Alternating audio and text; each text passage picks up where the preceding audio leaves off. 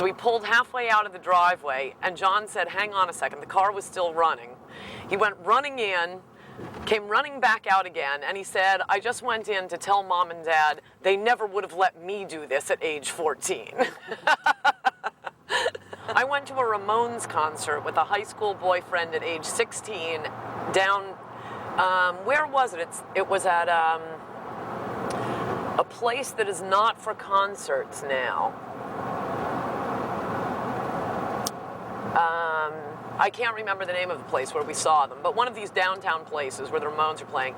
And I was wearing, wide wale, lime green corduroys at a Ramones concert. But, I didn't really notice.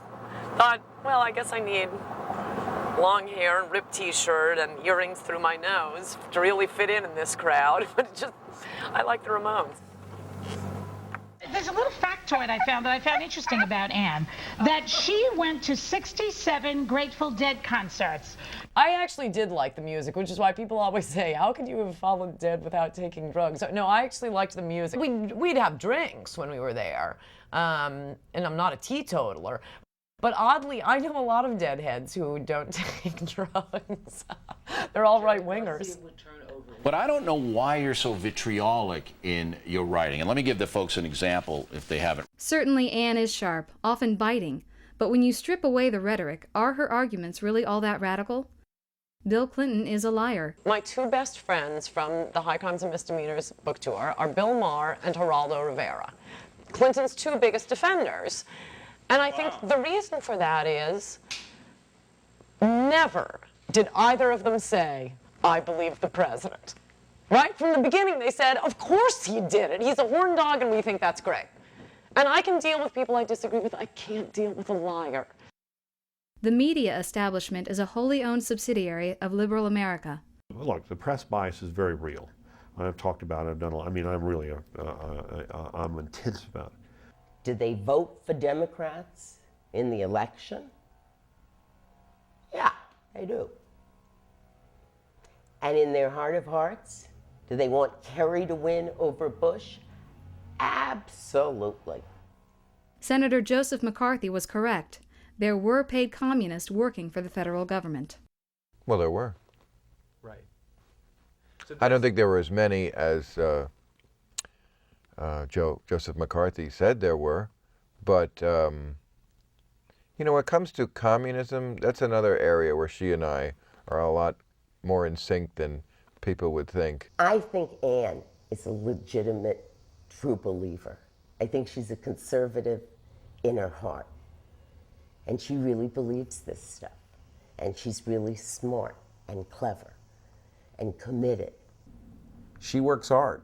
She writes her own books and researches her own books, as opposed to Al Franken, who it seems as if, one day he decides that he'd like to be a radio personality. So like a belated bar mitzvah gift, somebody gives him a radio network. She is radical, yes, in the true meaning of the word. I mean, to say that, we should invade Muslim countries and kill them and convert them to Christianity, that's radical.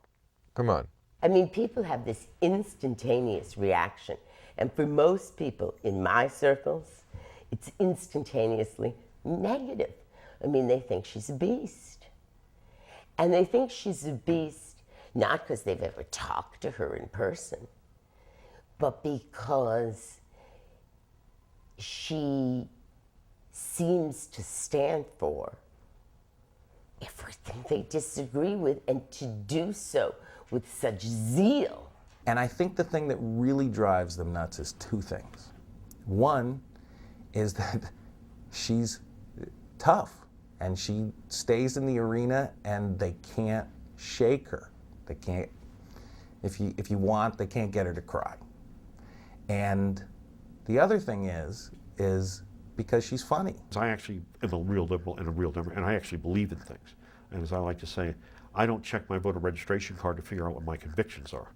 I've said that on the air. Anne's one of those people that does it. You want to know who I want to be on? I want to be on somebody who doesn't do that. And what I love about her is that she's so unafraid to stick by her guns. She doesn't care about the booze. I love that. That's where we are so simpatico. They were having the convention, the Democratic convention in Florida, and they had, and I was watching on CNN because the candidates were speaking this last fall, in the fall, and they had a booth where you could go in and vote for who you hated the most, and she was winning. It was like her, Ashcroft, I don't remember who else it was, like Rush Limbaugh, whatever. And at the midway during the day, she was winning.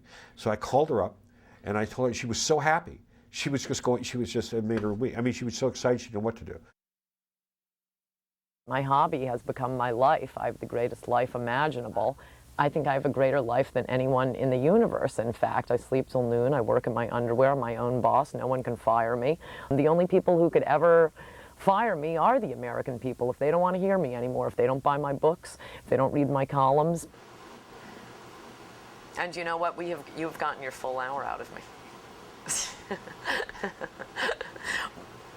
Thank you. Do you need anything else? Why are you friends with Ann Coulter? They always ask me that, which just amazes me, because why can't you be friends with someone you don't agree with? And especially when that question comes from liberals, who are supposed to be the ones who are for tolerance. Tolerance can't pause at where we just don't agree with someone, can it? John, I think you're going to have to say goodbye to Patrick for me. Okay, I will. We'll see him next week. Next week. Miss Coulter, you were a breath of fresh air here. Thank you. Thank you. You see, I always got the good people on my side. The pretty girls and the cops. In the military. And the military. One of my friends just flew back from Iraq. He flew a flying serviceman back. And he oh, this way? He said 3 of the 11 guys on the plane flying back from Iraq, leaving Iraq, 3 of them were reading trees. Is that the greatest? Thank you. Thanks. Where's the other lady? Getting to the side? All right. Okay.